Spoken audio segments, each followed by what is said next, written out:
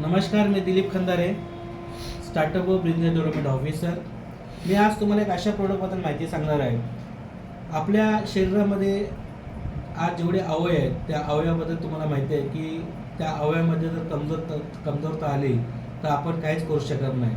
आणि कमजोरता कधी येते? ज्यावेळेस आपल्याकडे विटॅमिन्स हे आपल्या बॉडीमध्ये नसतात.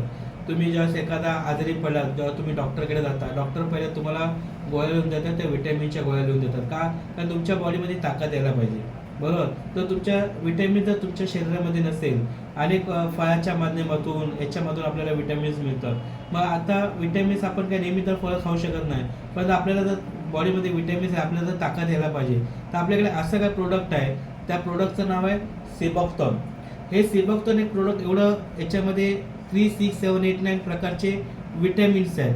हे प्रोडक्ट काय वर्क करतं की आपल्या बॉडीमध्ये कुठल्या जेवढे अवयव आहेत ते अवयव मजबूत करण्याचं काम हे सेबॉक्टॉन करतं.